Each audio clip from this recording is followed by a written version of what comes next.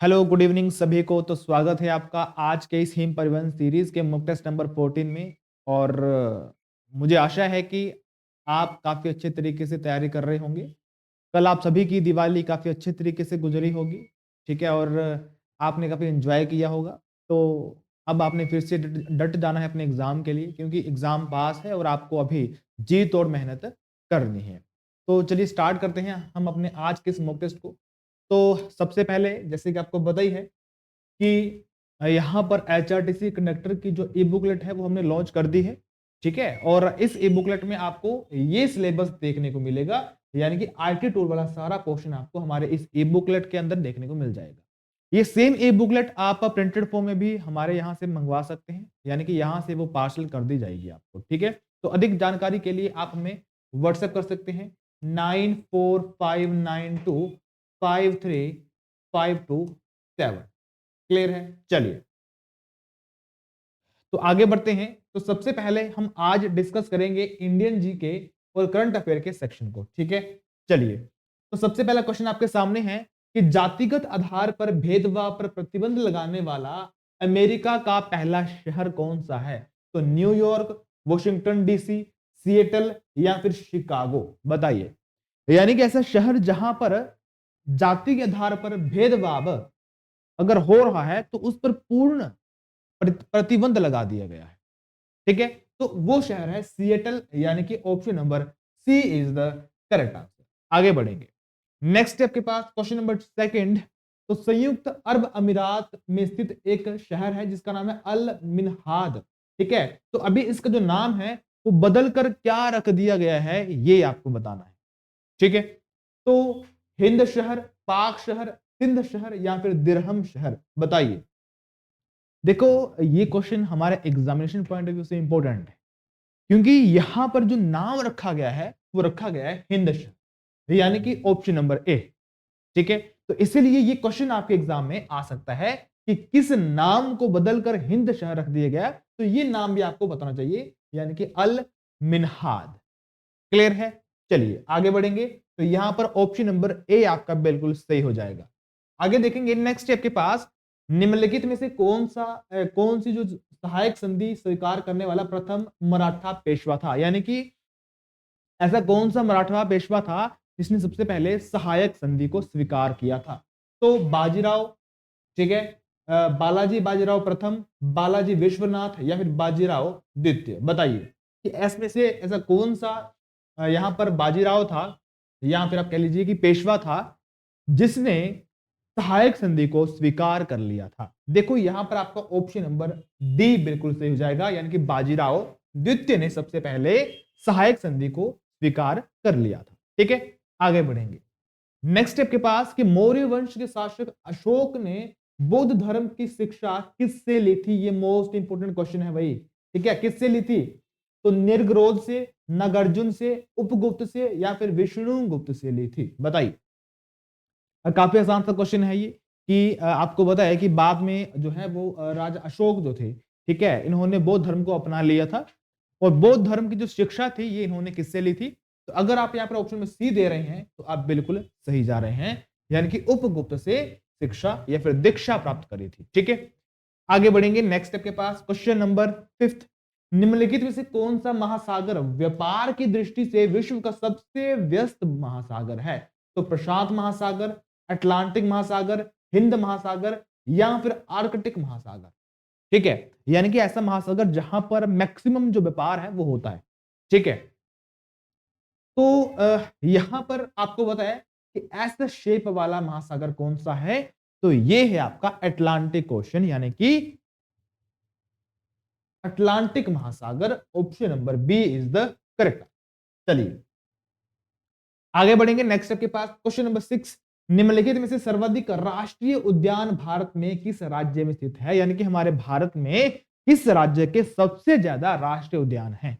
अगर हम बात करें अपने हिमाचल प्रदेश की तो कुल 5 राष्ट्रीय उद्यान हैं, लेकिन यहां पर इन चारों में से ऐसा कौन सा राज्य है जिसके सबसे अधिक राष्ट्रीय उद्यान है? बताएंगे। तो गुजरात है, महाराष्ट्र है, पश्चिम बंगाल है या फिर मध्य प्रदेश। आप सभी को पता है कि हमारे भारत में ऐसा कौन सा राज्य है जहां पर सबसे ज्यादा वन पाए जाते हैं, तो वो आपका है मध्य प्रदेश। तो यहां पर मध्य प्रदेश में कुल 10 राष्ट्रीय उद्यान पाए जाते हैं, जो कि हमारे भारत में सर्वाधिक है। तो option number D is the correct answer, जिसमें 10 राष्ट्रीय उद्यान आपको देखने को मिल जाएंगे। तो option number D is the correct answer. आगे बढ़ेंगे नेक्स्ट स्टेप के पास कि ईवीएम का प्रयोग करने संपूर्ण चुनाव में प्रयोग करने वाला प्रथम यहां पर राज्य कौन था। यानी कि एक है कि ईवीएम का प्रयोग सबसे पहले कहां पर किया था, वो क्वेश्चन अलग है, लेकिन यहां पर पूरी संपूर्ण वोटिंग ही ईवीएम मशीन द्वारा की गई थी। तो ऐसा कौन सा राज्य है? तो गुजरात, गोवा, राजस्थान या फिर केरल, बताइए। देखिए यहां पर जो ईवीएम मशीन है, ठीक है, ईवीएम की सबसे पहले मुझे आप फुल फॉर्म बताएंगे, क्योंकि आपके एग्जामिनेशन पॉइंट ऑफ व्यू से काफी इंपॉर्टेंट है। ठीक है, तो फुल फॉर्म मुझे आप अभी कमेंट सेक्शन में बताएंगे इसको। ठीक है, तो अगर हम बात करें कि ईवीएम का प्रयोग सबसे पहले किस राज्य में किया गया था, तो वो था गोवा। कौन सा है? Goa. Option number B is the correct answer. ठीक है, तो ईवीएम की फुल फॉर्म क्या है वो आपने मुझे बतानी है। आगे बढ़ेंगे नेक्स्ट स्टेप के पास कि भारतीय संविधान में सीमा शुल्क और जनगणना का विषय किस सूची के अंतर्गत रखा गया है। अब आपको पता है कि जो जनगणना होती है, अब आप ही बताइए कि जनगणना केंद्र सरकार करवाती है या फिर राज्य सरकार करवाती है, बताइए। ऑब्वियस सी बात है कि सेंट्रल गवर्नमेंट करवाती है। अगर सेंट्रल गवर्नमेंट करवाती है तो वो किस सूची में रखा जाएगा? तो संघ सूची। Option number A is the correct answer. ठीक है, चलिए आगे बढ़ेंगे नेक्स्ट स्टेप के पास। क्वेश्चन नंबर 9 लिखा हुआ कि निम्न में से भारत के किस राज्य ने सर्वप्रथम कृषि को उद्योग का दर्जा दिया है? सर्वप्रथम कृषि को उद्योग का दर्जा दिया है। तो ऑप्शन नंबर ए राजस्थान, उत्तर प्रदेश, आंध्र प्रदेश या फिर पंजाब, बताइए। इन चारों में से ऐसा कौन सा राज्य है जिसने कृषि को जो है वो क्या बना दिया था? तो उद्योग का दर्जा दे दिया गया। ठीक है, तो आपका राइट आंसर क्या हो जाएगा? तो Uttar Pradesh is the correct answer, UP is the correct answer. अगर मुझसे पूछूं कि किस राज्य ने खेल को, किस राज्य ने खेल को भी उद्योग का दर्जा दिया? ठीक है, उद्योग का दर्जा दिया, किसने दिया? तब आपका आंसर हो जाएगा मिजोरम। ठीक है, क्या हो जाएगा? Mizoram is the correct answer. Clear है? तो यहां पर कृषि को उद्योग का दर्जा किसने दिया? तो यूपी ने दिया। ठीक है, आगे बढ़ेंगे नेक्स्ट स्टेप के पास। क्वेश्चन नंबर 10, तो महालनोबिस समिति का संबंध किस से है? तो आपने बताना है कि महालनोबिस जो समिति बनाई गई थी इसका संबंध किससे है? तो जनसंख्या नीति से है, केंद्र राज्य संबंध से है, राष्ट्रीय आय से है या फिर बेरोजगारी के अनुदान से है। तो यहां पर ऑलरेडी आंसर लिखा हुआ है, लेकिन आप बताएंगे कि यहां पर राइट आंसर क्या हो जाएगा। देखो, अगर हम बात करें महालनोबिस समिति, तो महालनोबिस समिति का जो गठन किया गया था वो 1960 में किया गया था। ठीक है, 1960 में इसका गठन किया गया था। लेकिन किया क्यों था? इसके पीछे का रीजन ये था कि जो हमने पंचवर्षीय योजना चलाई थी, ठीक है, पंचवर्षीय योजना पहली और पंचवर्षीय योजना दूसरी। तो यहां पर यह देखना है कि ये जो हमने योजना चलाई है इससे वास्तविक में लोगों को इसका फायदा हुआ है, लाभान्वित वो हुए हैं या फिर नहीं हुए हैं।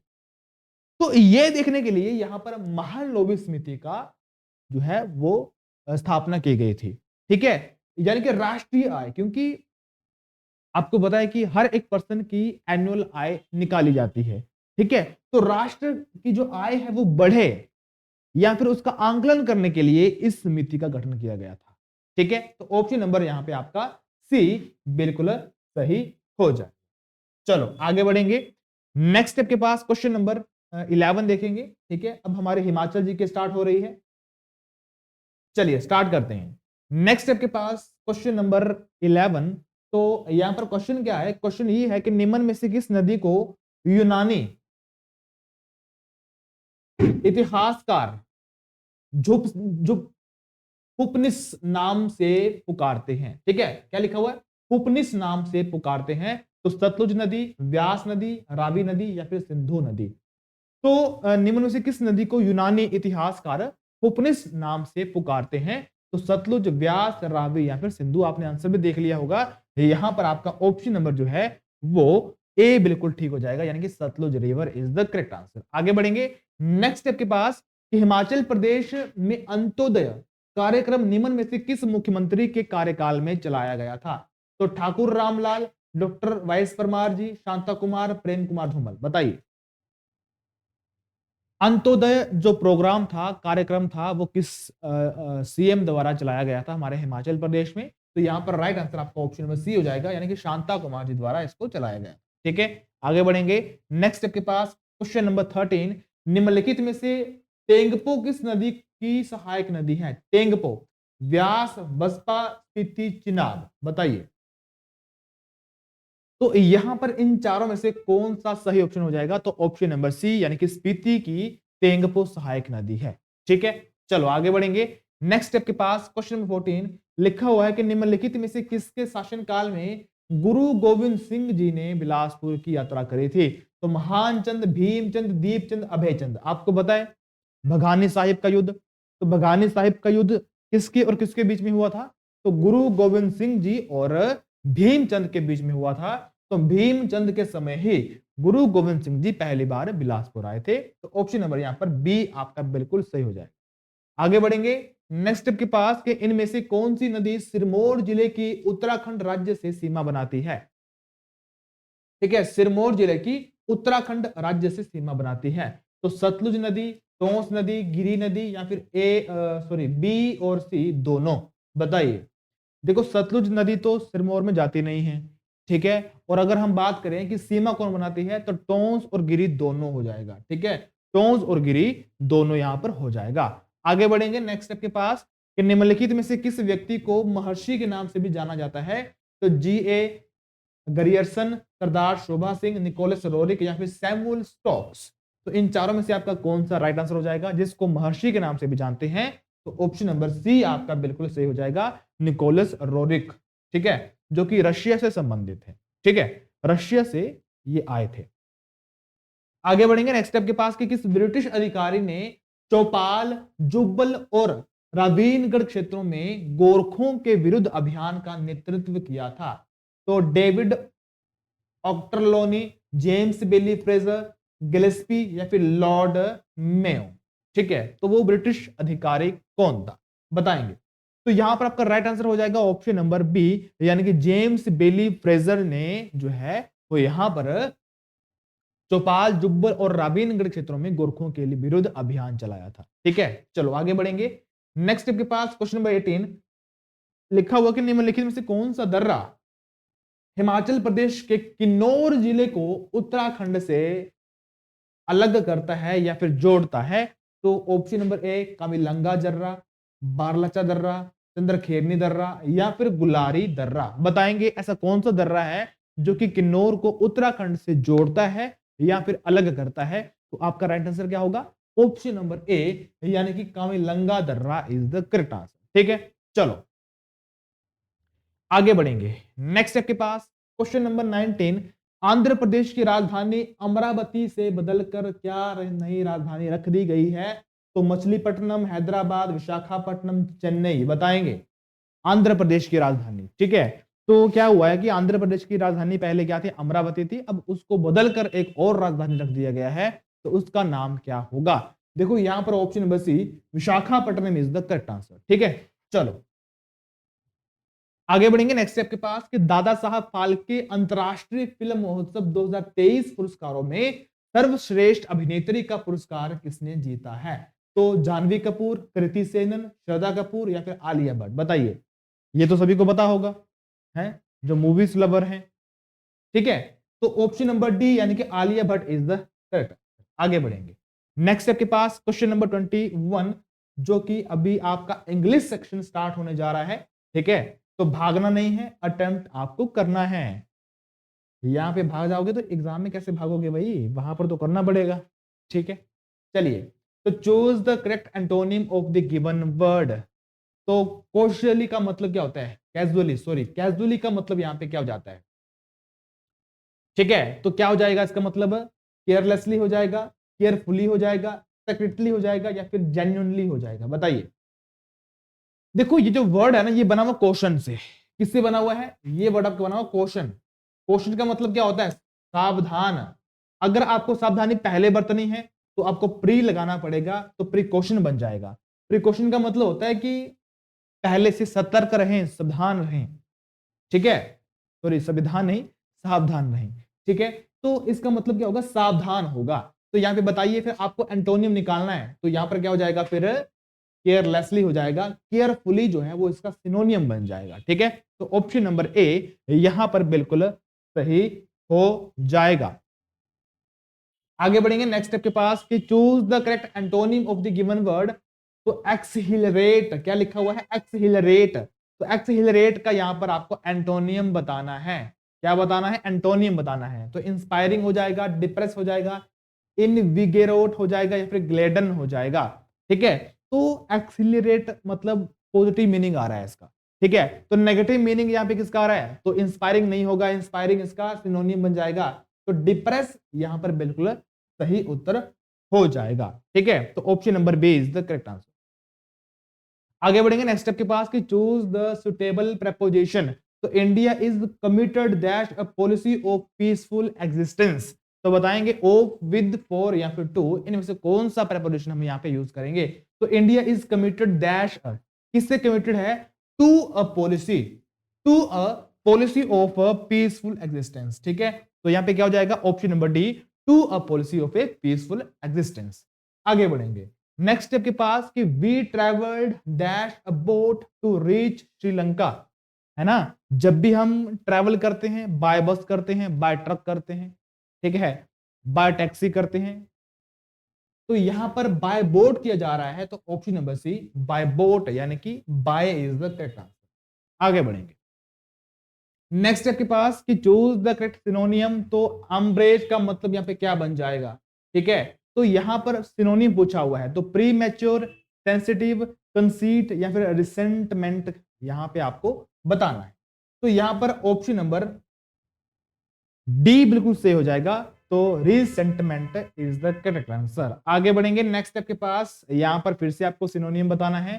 तो क्राइप्टिक का मतलब यहां पे क्या बन जाएगा? ठीक है, क्राइप्टिक का यहां पर मतलब क्या बन जाएगा? तो क्राइप्टिक का मतलब होता है, मतलब किसी को छुपा के रखना। ठीक है, तो छुपा के रखना मतलब हिडन रखना। तो option number A is the correct answer. आगे बढ़ेंगे नेक्स्ट स्टेप के पास, क्वेश्चन नंबर 27। तो वन वर्ड सब्सटीट्यूशन क्या लिखा हुआ है? A person who Yeats too much, जो कि खाता रहता है, खाता रहता है, खाता रहता है। ठीक है, उसको हम कहेंगे ग्लटन। ठीक है, option number B is the correct answer. ठीक है, चलो आगे बढ़ेंगे नेक्स्ट स्टेप के पास। A large dark grey cloud that brings rain और स्नो।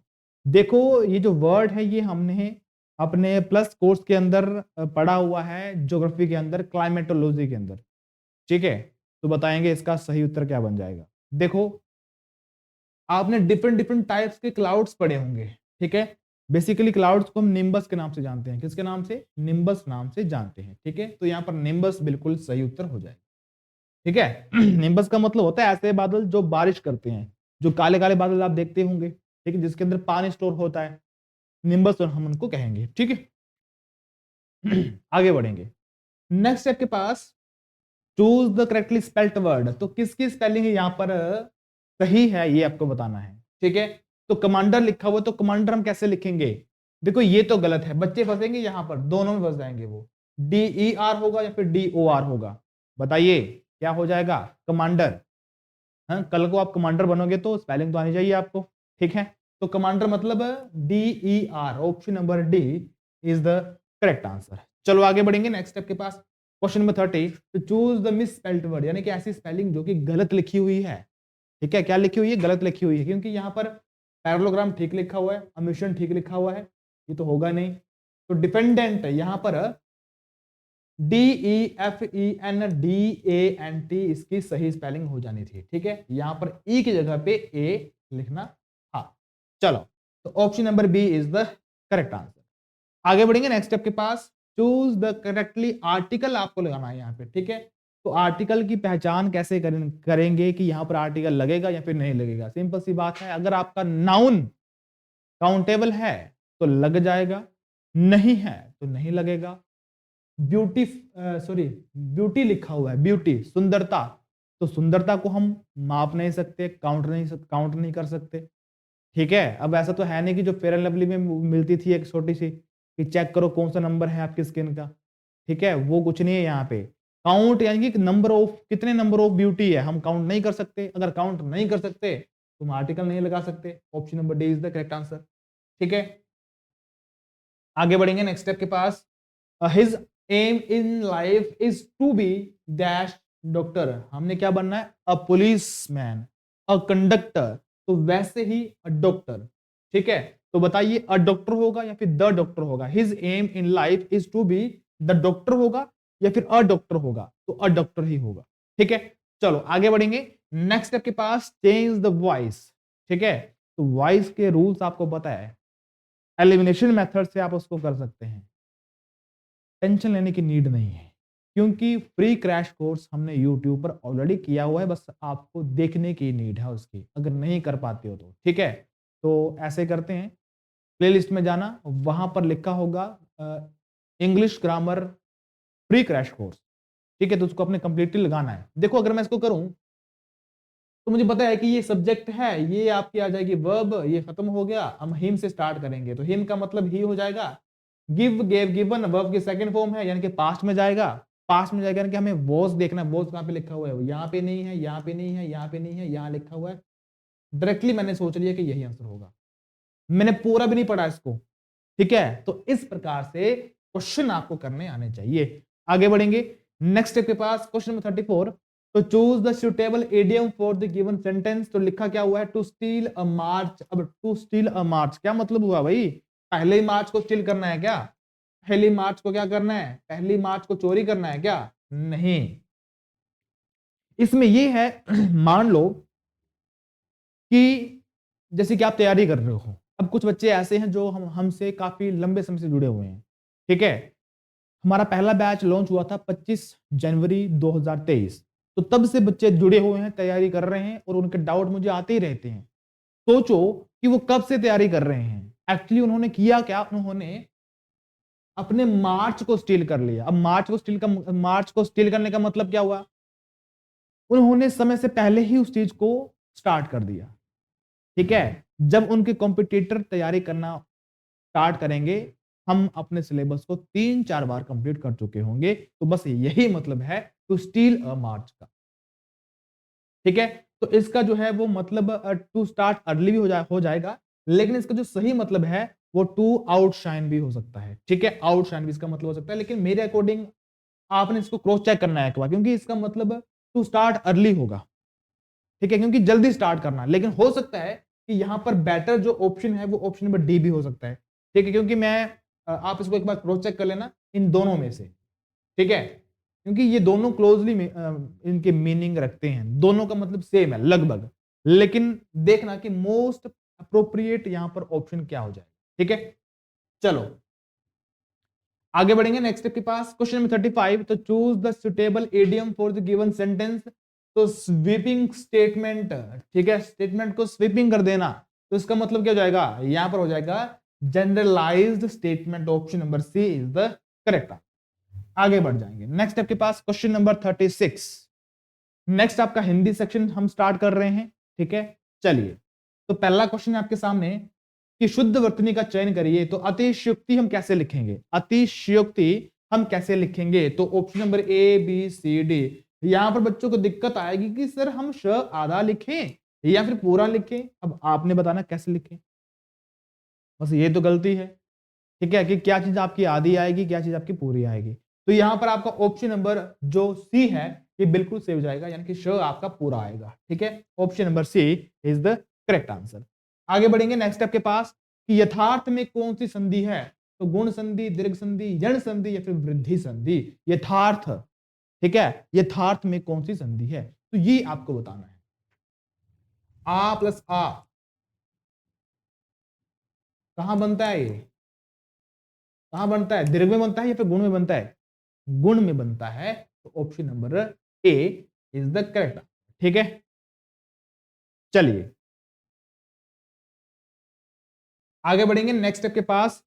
निरुत्तर शब्द का शुद्ध संधि विच्छेद क्या हो जाएगा, यानी कि निरुत्तर में संधि विच्छेद क्या हो जाएगा, नि जमा उत्तर, निरुत्तर, निह उत्तर या फिर निरुत्तर। देखो निरुत्तर में आपकी विसर्ग संधि होगी, यानी कि ऑप्शन नंबर सी आपका बिल्कुल सही हो जाए। ठीक है, चलो आगे बढ़ेंगे नेक्स्ट के पास। क्वेश्चन नंबर 39, निम्न में से किसके इक प्रत्यय नहीं लगा हुआ है? इन चारों में से ऐसा कौन सा शब्द है जिसमें इक प्रत्यय नहीं लगा हुआ है? जैसे कि दैविक, तो दैव प्लस इक लगा हुआ है।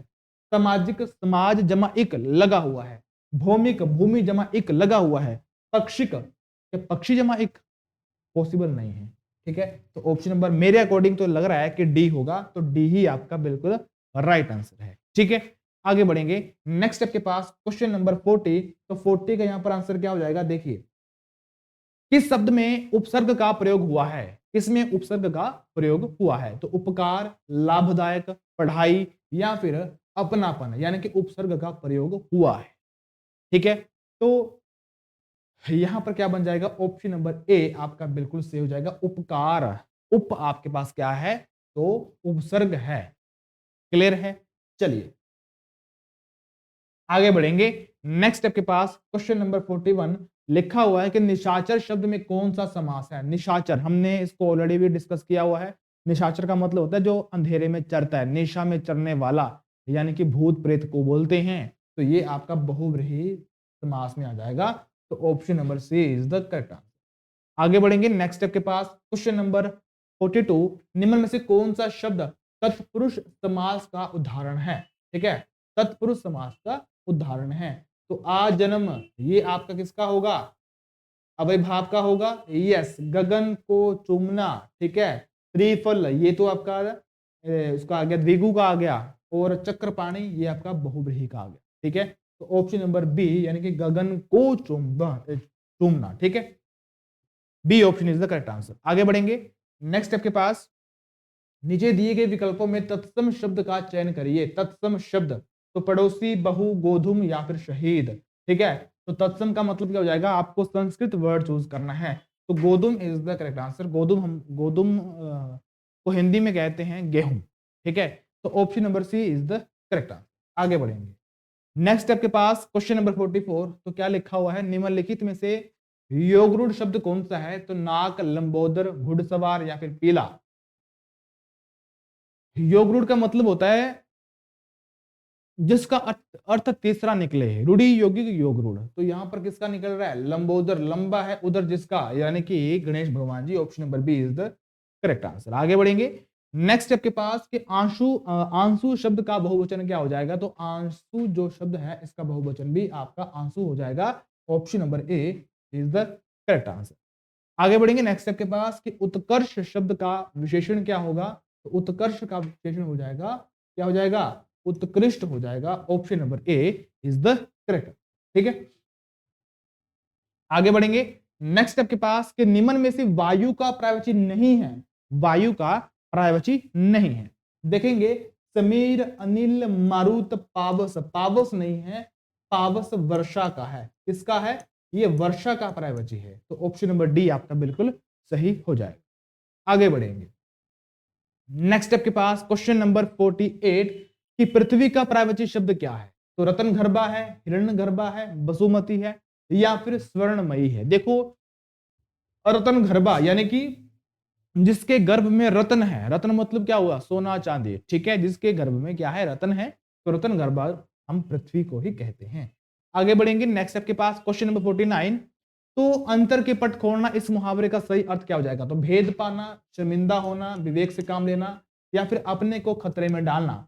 तो यहां पर मैक्सिमम बच्चे जो है वो कंफ्यूज हो जाते हैं और वो क्या कर देते हैं, भेद खोलना कर देते हैं, लेकिन वो यहाँ पे है ही नहीं। ठीक है, तो यहां पर ऑप्शन नंबर सी हो जाएगा, विवेक से काम लेना। तो ये इसका सही क्या बन जाएगा, तो मुहावरा बन जाएगा। आगे बढ़ेंगे, तो आज का हमारा अंतिम प्रश्न है, तो क्या लिखा हुआ है कि शत्रु का नाश करने वाले को हम क्या कहेंगे? क्या कहेंगे? ऑप्शन नंबर ए है आपके पास शत्रुघ्न, शूलपाणी, षोडशी या फिर यह सभी। देखो जिसका कोई भी शत्रु ना हो उसको हम कहेंगे अजात शत्रु, लेकिन शत्रुओं का नाश करने वाले को हम बोलेंगे शत्रुघ्न। ठीक है, तो option number A is the correct answer. ठीक, चलिए option number A is the correct answer.